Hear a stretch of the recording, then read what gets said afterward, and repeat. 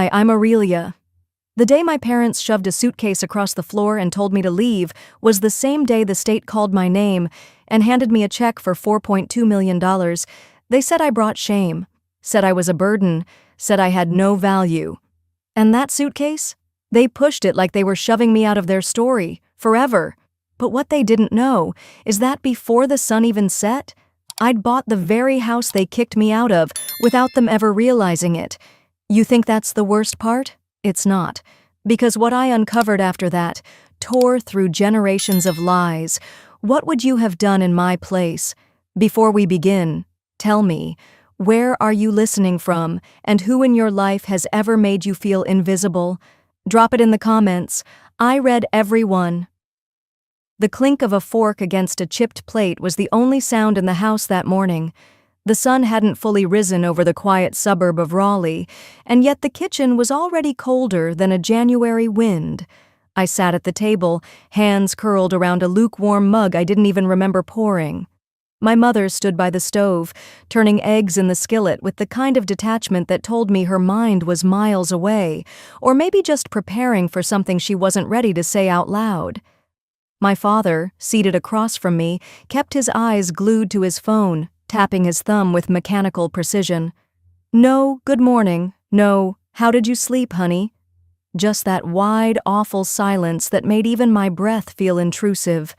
I knew something was coming. You always know, when your presence starts feeling like clutter in a room you once belonged in. When my mother finally spoke, it wasn't with anger. It was worse. It was businesslike. We think it's time you start standing on your own 2 feet, she said, not looking up. I blinked, unsure I heard right. I've been standing on my own, I said softly. I'm not here for money. I'm just between leases. You're almost 40, Aurelia, my father cut in, still scrolling. You've had plenty of time to figure things out. My stomach dropped. It wasn't about a lease. It was about me. I have a full-time job. I pay for my car, my phone, everything. You're not married, you don't have kids, and you're still here, my sister Callista said from the stairs, her voice sharp as glass. She wasn't even trying to mask the smirk spreading on her face. My mom stepped away from the stove, walked across the kitchen, and slid something across the floor toward me. It bumped into my chair leg, the suitcase. The old brown one I used back in college, with the frayed handle and the little turtle sticker I stuck on it during my sophomore year. I hadn't seen it in over a decade. I looked up, heart pounding. You're serious? We're not doing this to be cruel, Dad said. We just think, it's time. Time. Like I was a project long overdue for closure. You have 15 minutes, Mom said, wiping her hands on a towel like we'd just finished brunch. Callista folded her arms at the railing. I told them you'd take it badly. I didn't say a word. I didn't ask for one more day. I just stood up. I packed nothing. They didn't offer anything.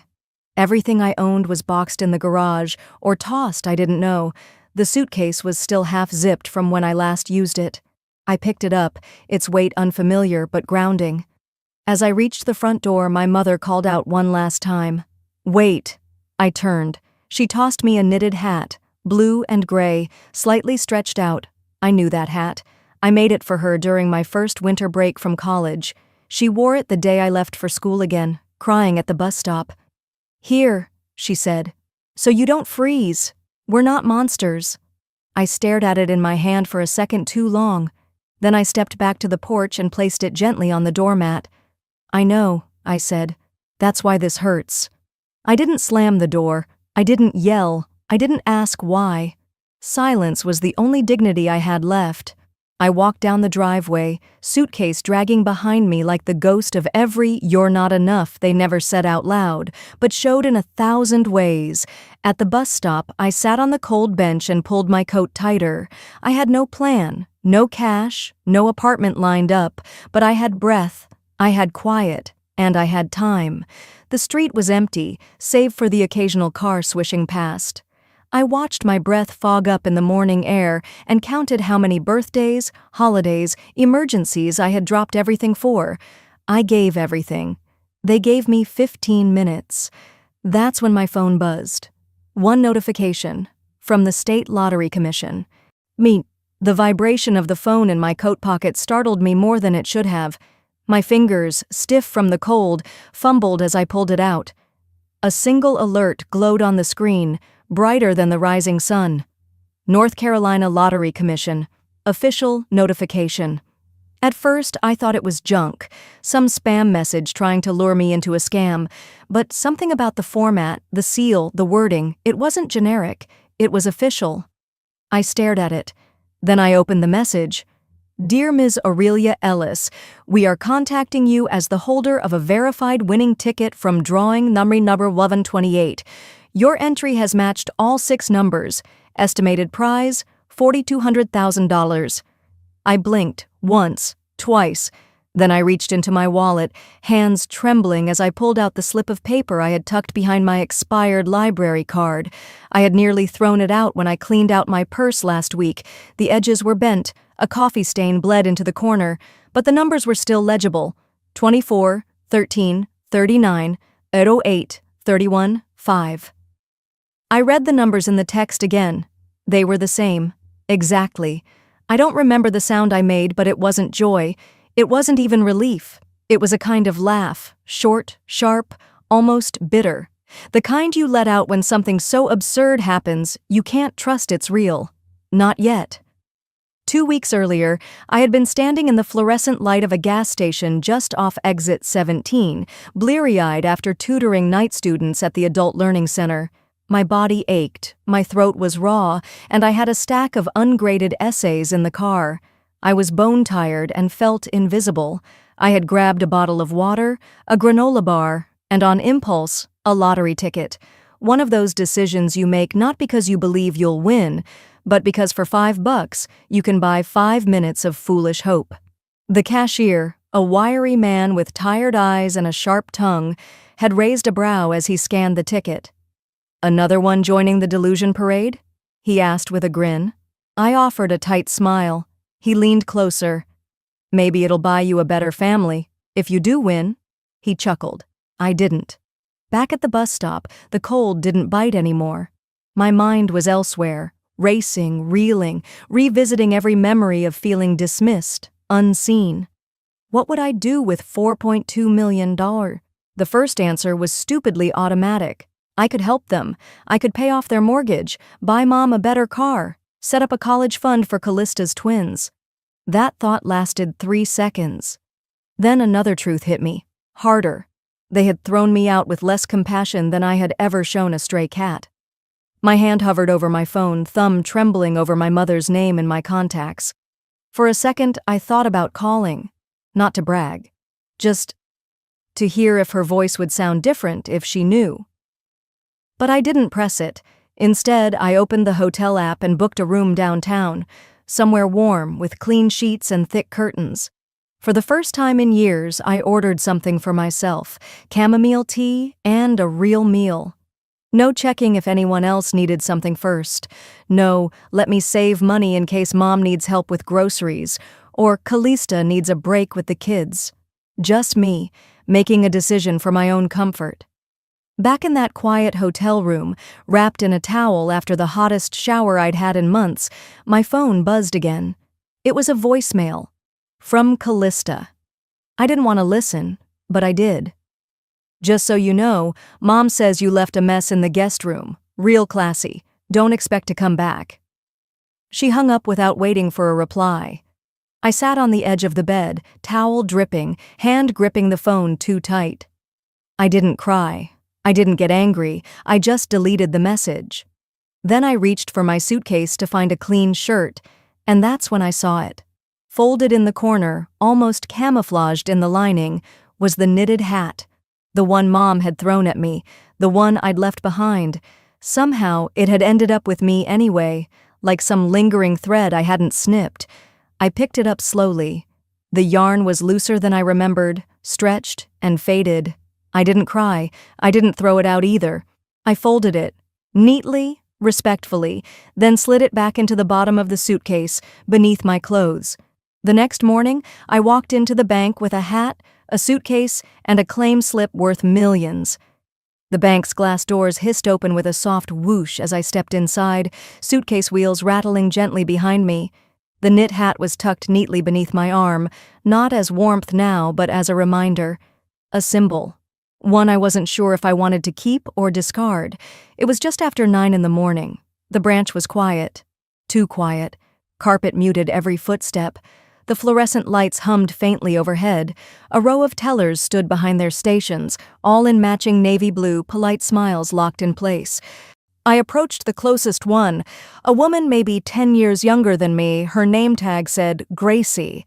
She looked up from her monitor, blinked at me, then her gaze flicked down to the suitcase and back up to my face. Her smile faltered. "Hi there. How can I help you today?" she asked, eyes already suspicious. I didn't blame her. I probably looked like someone who had slept on a bus bench. Same coat, same boots, same everything. Nothing about me screamed millionaire. I slid the paper across the counter.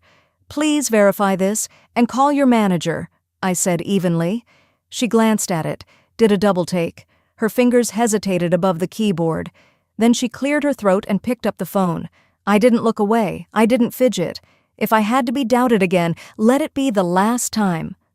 A few minutes passed, filled only by the quiet tapping of keys and murmured voices from nearby desks.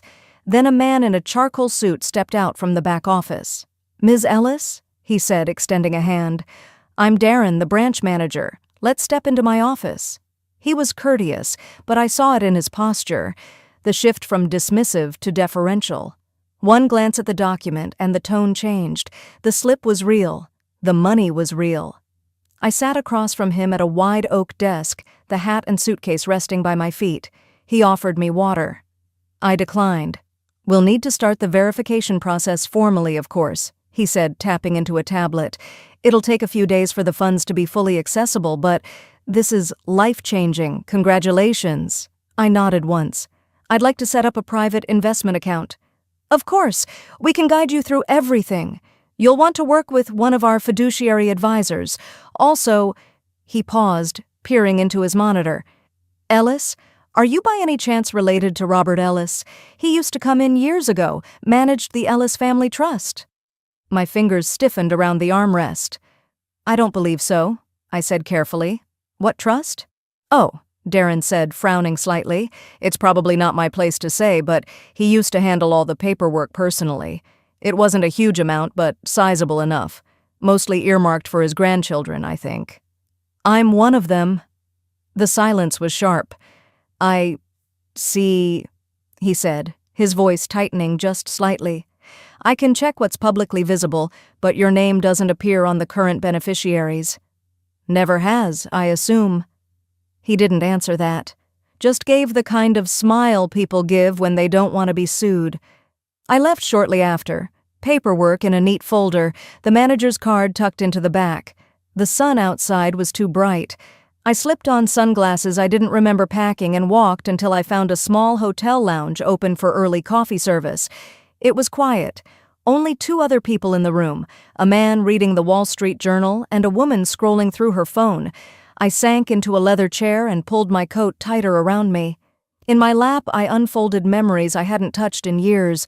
I remembered the spelling bee in 5th grade. I had spent weeks preparing, memorizing words no one else in my class could pronounce. Conscientious. Obfuscate. Chrysanthemum. The day I won, I came home, glowing. Dad had looked up from the TV and said, "That's nice, but your sister just made varsity." It wasn't disappointment. It was indifference. That was the first time I understood that love in my family came with a scoreboard I couldn't see. And somehow, I always started behind. Years later, when Callista couldn't make rent during college, I'd covered it. I skipped dinners. I took double shifts at the library and gave her everything I had, sometimes lying to Mom and Dad, pretending I had a scholarship extension just to explain why I had nothing left. They never asked. They just let me do it. Not because I was generous, because I was disposable. But now I had a number attached to my name that they couldn't ignore. And it had nothing to do with their approval. I finished my tea slowly, savoring each sip. Later that day, I returned to the bank and met with an advisor named Michelle. She had kind eyes, didn't ask unnecessary questions, and explained everything without the slightest trace of condescension.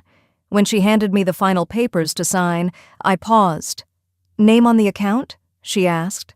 I looked at her, then down at the page. "Aurelia Ellis," I said. "Just mine." She smiled. "Perfect." My signature was steady. For once, it didn't feel like I was borrowing someone else's future. It felt like I was writing my own. I left the bank with a folder in hand and a calm I couldn't quite describe. Not happiness, not yet, but something sturdier. Resolve. By the time I pulled into Aunt Faye's driveway in Fayetteville, the morning had stretched into a lazy, gray afternoon. My car's heater was still warming up as I sat parked for a full minute, trying to figure out what I'd even say to her. It had been at least a year since we last spoke, maybe more. I gathered the suitcase, slung my purse over my shoulder, and rang the bell. 2 soft chimes echoed inside. The door creaked open halfway. She stood there in an apron dusted with flour, a wooden spoon still in her hand. Her hair had gone fully silver since the last time I saw her. "Aurelia?" She blinked, startled. "Well, I thought you were staying with friends. That's what your mama told me." I gave her a tired smile. "She didn't mention the suitcase, huh?" Her eyes drifted to the scuffed handle in my hand. Something passed over her face. Guilt, maybe? Or memory. "Come on in," she said finally, stepping aside. The house smelled like cinnamon and cloves. She'd probably been baking something from scratch. Faye always did things the old-fashioned way, even her regrets. We settled in the kitchen. I wrapped my hands around a mug of tea she poured without asking. She busied herself at the counter, chopping apples for a pie she clearly didn't need to make, anything to avoid eye contact. "Did they really kick you out?" she asked softly. "They did." She turned. "Just like that?" I nodded. The silence between us thickened. It wasn't new, just deeper now. "Remember that dinner when I was 19? I asked. "You were there. Mom and Dad invited you and Uncle Roy before he passed." Her brows knit slightly. "The one where your mom made that rosemary chicken?" "And I suggested I help with the business," I said. "Said I wanted to learn how things ran. Thought maybe, if I earned my way in, I'd matter more." She nodded slowly. "I remember. Mom told me, smiling, 'That's sweet, but we don't do charity hires.'" Faye winced. "I hated that." "You didn't say anything." "I know." She wiped her hands on a towel, then sat across from me, folding them on the table like she was preparing for confession. "I need to ask you something, and I want the truth," I said. "Why didn't you ever say anything about the trust?" Her mouth opened, then closed. She looked toward the window, where the bare branches scratched gently against the glass. "They told me you weren't part of it for your own good," she said finally, "that you needed to find your own way, that you'd never thrive if you got too comfortable." I let out a bitter laugh.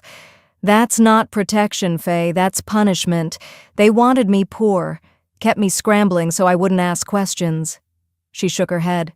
"I didn't agree. But your father and mother, they made up their minds early.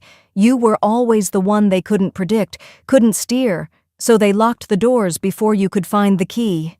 Her words dropped like stones. I wanted to scream, to throw the mug or cry or walk out, but I didn't. Instead, I stared at the pie crust forming under her hands. Perfect edges, always neat, always composed. "They decided roles early," she said, voice low. "Callista, the heir. You, the helper. Me? I was just supposed to stay quiet."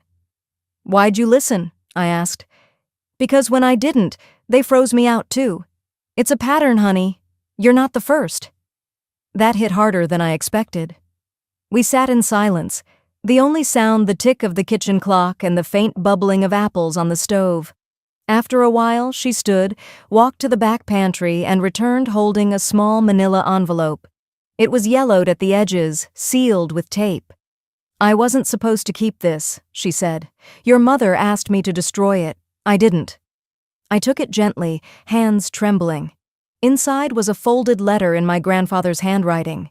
His signature was still bold. I read the first lines, then froze. He had named me, not Callista, not the girls. Me. I always said it should have gone to the one with the clearest eyes, he wrote. Aurelia sees what others won't. The original beneficiary. I closed the letter. You knew, I said. She nodded. I didn't know how much it would matter until they erased your name. I didn't know they'd pretend like it never existed. I stood, the chair creaking behind me. My voice was steady now.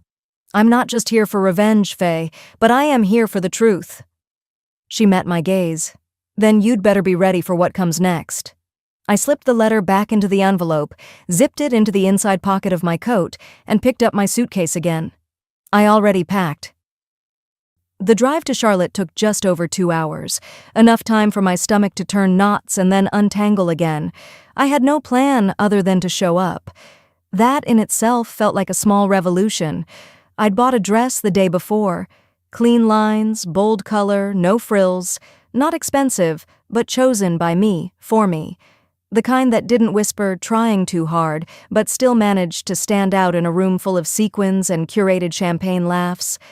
The rooftop bar shimmered with gold lights strung above polished tables and glistening glasses. The skyline flickered behind the glass.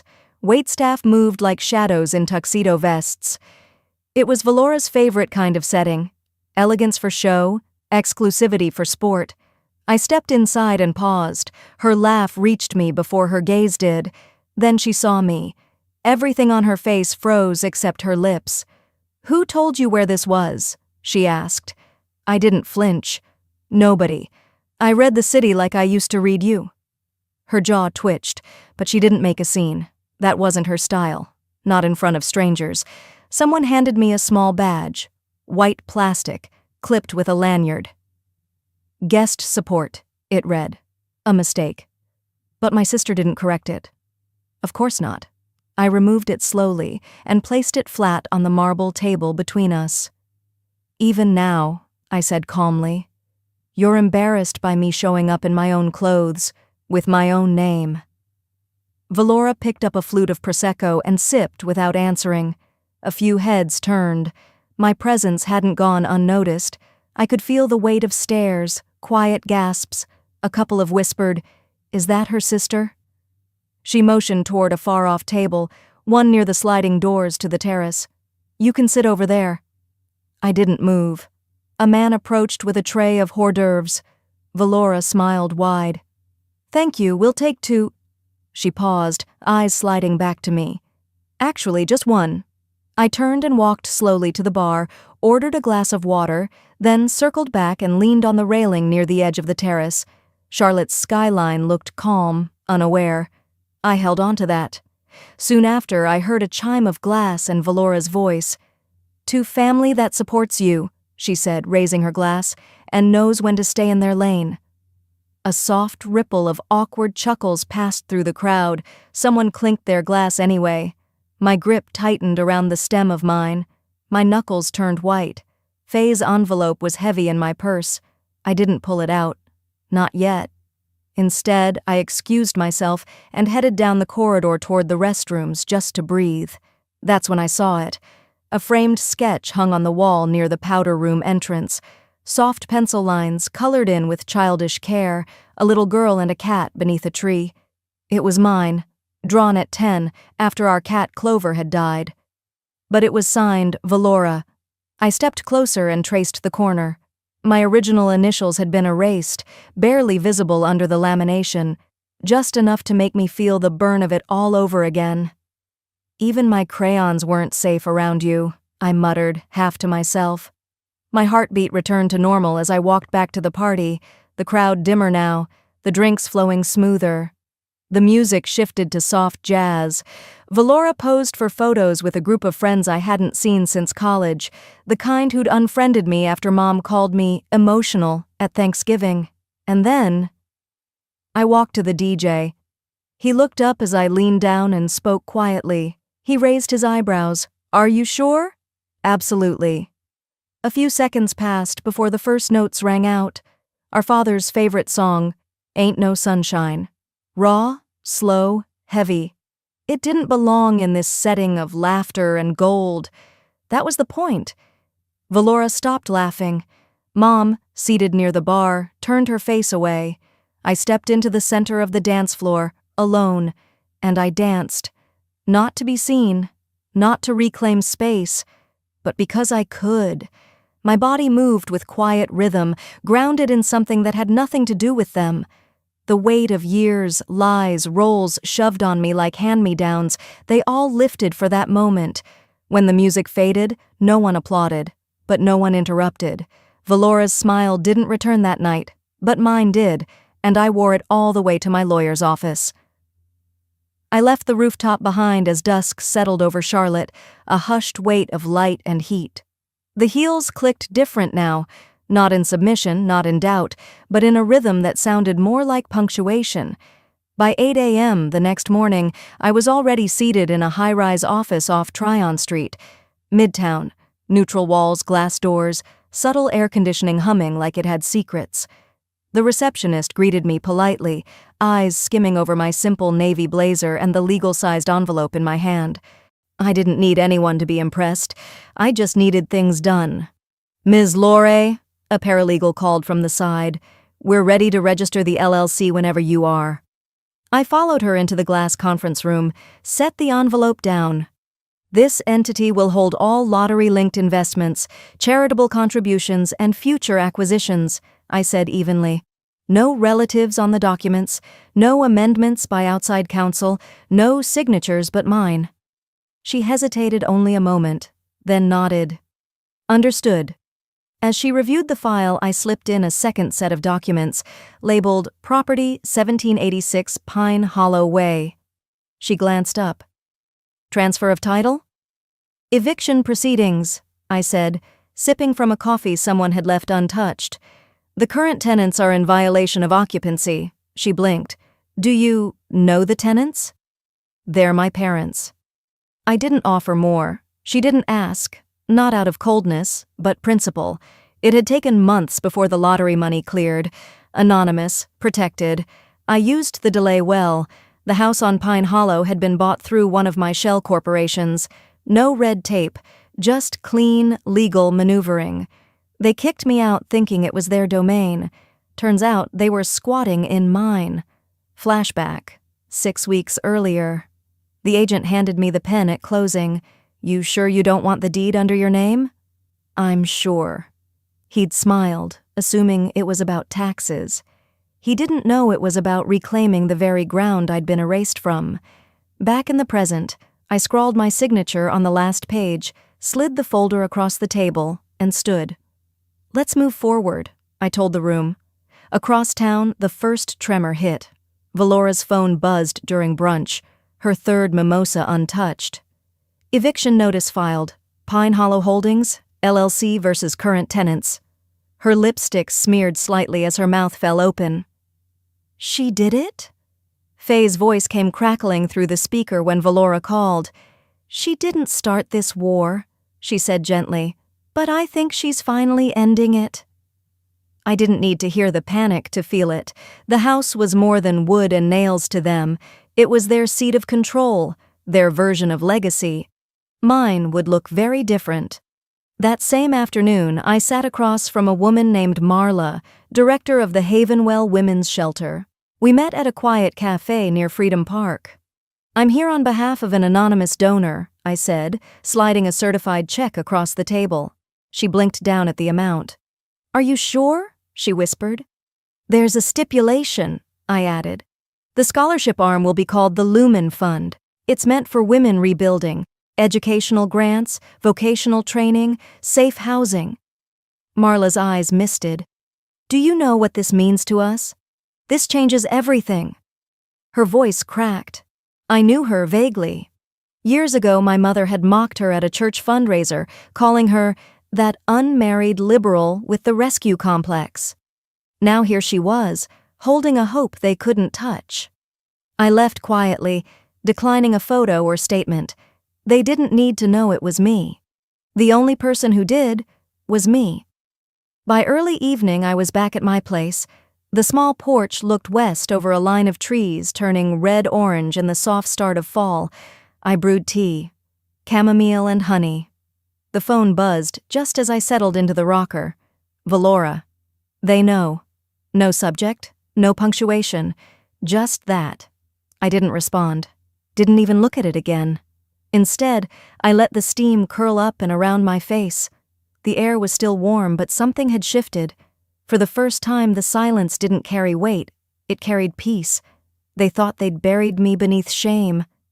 They didn't know I'd built a ladder with every stone they threw. After the porch tea, I didn't sleep much. Not from stress, but clarity. That kind of stillness that doesn't lull you, but arms you. When morning came, I didn't check the headlines. I didn't need to. I knew they'd spin it. And they did. By 3 p.m., my sister was on a local morning show out of Charlotte. Clean-cut host, floral set, velvet couch she looked too comfortable on. Valora. Her voice was syrupy, her hair carefully curled like innocence. The screen beneath her read, "Family rift after lottery windfall? Sister breaks, her silence." I watched from my apartment, sound low, tea gone cold in my hand. "She's always had issues," Valora said, drawing out the pause like she was plucking sympathy from the air. "We took her in when no one else would. But once the money came, the mask fell off. She's bitter, ungrateful, estranged, for a reason." The host, visibly uncomfortable, murmured something about hope and healing. Valora smiled, chin tilted. She wasn't cut out for family responsibility. Some people aren't. And frankly, I'm glad we helped her back when she needed it. I blinked slowly. They weren't just rewriting history, they were syndicating it.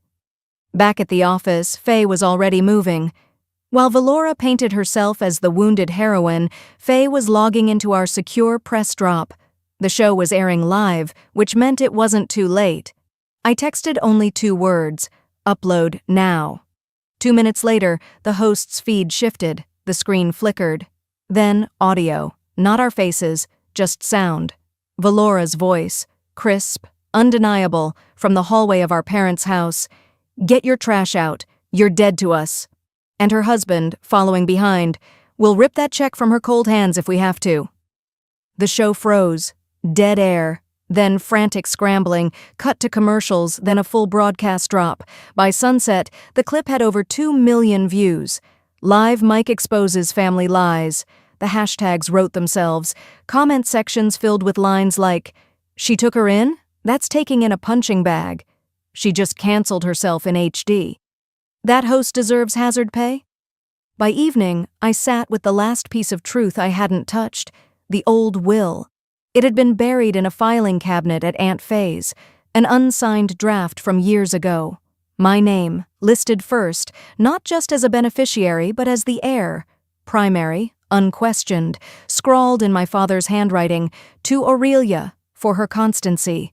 Then scratched out, dated weeks before I won the lottery. They hadn't just disowned me, they tried to erase the part where they once believed in me. I scanned the document, filed it digitally, quietly, with my legal team. Let it speak. No viral post, no captions, no hashtags, just facts. Across the country, the news cycle picked up steam. Screens showed side-by-sides of Valora's interview and the mic drop moment. The phrase, "grifters next door," trended. TikTok edits paired her soundbites with dramatic music. And then, they found it. A photo from my eviction day. Me on the curb, suitcase beside me, knitted hat falling out of my hand. A neighbor's door camera had captured it, timestamp and all. That image hit hard. Even strangers began posting, "You don't throw away your child like that." She left in silence, and still they screamed. It became a symbol, not just of me, but of everyone who's been tossed aside by people who claimed to love them, conditionally. Valora and her husband canceled their next appearance. The church quietly removed their photo from the bulletin board. A cousin I hadn't spoken to in years sent me a text. "I had no idea. I'm sorry." I didn't reply. Some apologies don't need answers, just acknowledgement. They tried to weaponize shame on live television, but shame, it turns out, had already changed sides. There's a weight that comes with walking into a courtroom, even when you're right. I adjusted the collar of my coat, the same one I wore the day I stood outside my parents' house with nothing but a suitcase and a hat. The coat still smelled faintly of cedar and shame. I didn't wear it to make a statement. I wore it because it reminded me what survival felt like when nobody offered you shelter. The courtroom wasn't packed, just a few reporters in the back, some staffers, and of course, Valora, sitting stiffly beside her lawyer, her lips set in a line that had nothing to do with humility. She looked up once. I didn't blink. "Ms. Lorne?" Her attorney started with a voice that sounded like a smirk. "Suing one's family for defamation and misappropriation? This won't sit well with the court. It reeks of emotional vendetta." I kept my voice even. "And rewriting someone's life publicly on television doesn't?" The judge didn't look amused by either of us. We got through opening statements fast. Valora's side argued I was resentful, unstable, greedy, that this was about a lottery win and some long-festered grudge.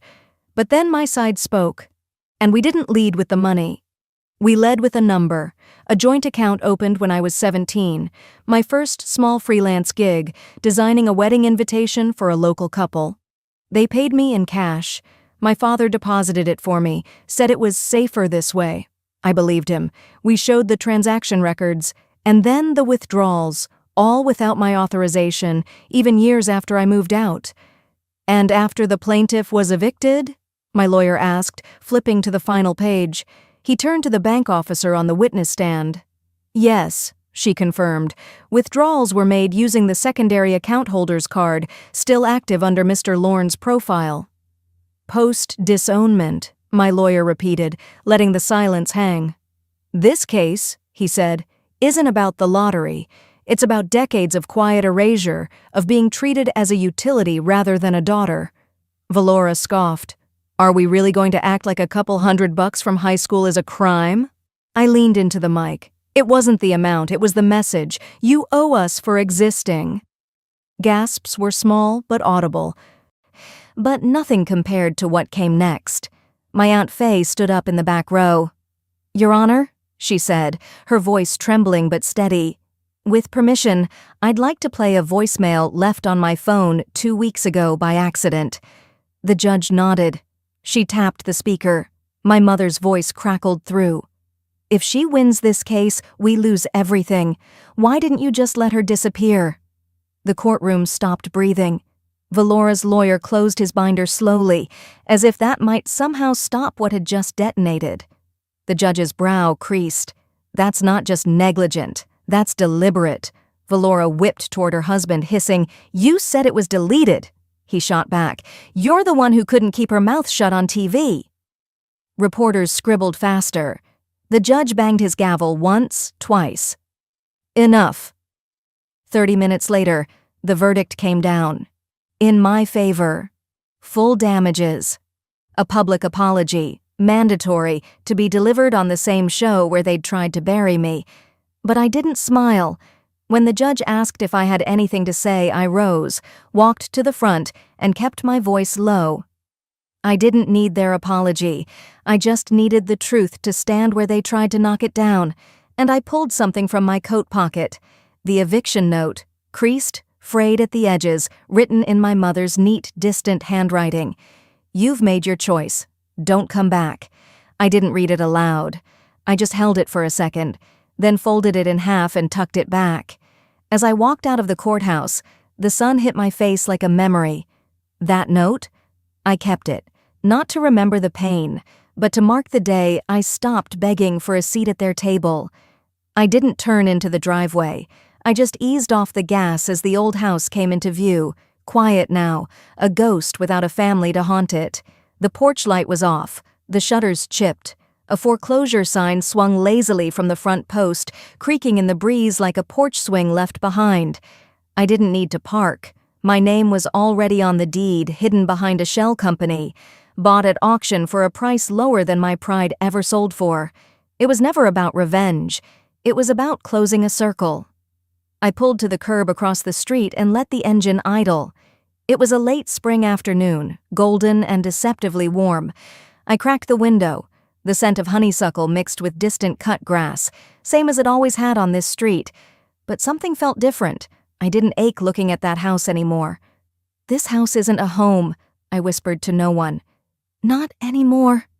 I turned off the engine, stepped out, and walked slowly along the side fence. Same warped gate, same ivy curling up like old secrets. The hedge was still there, overgrown but alive. I knelt down beside it, brushing back damp leaves and bits of pine straw. My knees sunk into the soft dirt as I reached into the space beneath the hedge. I knew exactly where to feel, where the tin had been tucked 20 years ago behind a brick-shaped stone. It was still there. Rust had crept across its seams, but it held. I pried the lid open, fingers trembling, half expecting nothing inside. But there it was, a handful of Polaroids, me holding a puppy, me in a Halloween costume I'd sewn myself, my dad pushing me on a tire swing. Crumpled sketches with my name scrawled in the corner, and one folded note, yellowed with time. "To my brightest light, happy 10th birthday. Don't let the world dim you." I read it aloud, my voice barely above a breath. Funny how people forget the kindness they once gave, especially when money walks into the room. That note was written before inheritance lists and trust funds and shame. I folded it back up. I didn't take anything with me. Some things don't need to be dug up to be healed. I stood, dusted off my knees, and let the lid click shut again. By the time I returned to the car, the sun had dipped low. Evening crept in around the edges of the streetlights. The phone rang. I let it buzz twice before I looked. "Mom." I stared at the name longer than I should have before answering. Her voice cracked first. "Are you satisfied now?" I leaned back against the headrest. "No," I said softly, "but I'm free." There was a pause. I let it grow. She said, "We thought you'd never make it without us." I didn't yell. I didn't flinch. I just answered, "You were right. I didn't make it without you. I made it despite you." This time, I ended the call. The line didn't deserve a goodbye. Later that week, I found myself at a gallery tucked into the edge of the city, quiet and warm, filled with pieces that felt more like confessions than decoration. I walked to the back where a single spotlight fell on a sculpture, my sculpture, a resin cube enclosing a paper note, creased, with handwriting still legible. "You've made your choice. Don't come back." It sat inside a cracked suitcase frame, the one I'd wheeled from the porch that day. The title placard read, "Inheritance" by A. Lorne. A young woman near me whispered to her friend, "Was this based on a real story?" I turned, smiled faintly. "Real enough to become art." She didn't ask more. I left through the rear entrance, letting the spring air wrap around me, the same coat on my shoulders, but a different woman inside it. And as I stepped outside, I realized the suitcase they left me with had carried more than clothes. It carried my beginning,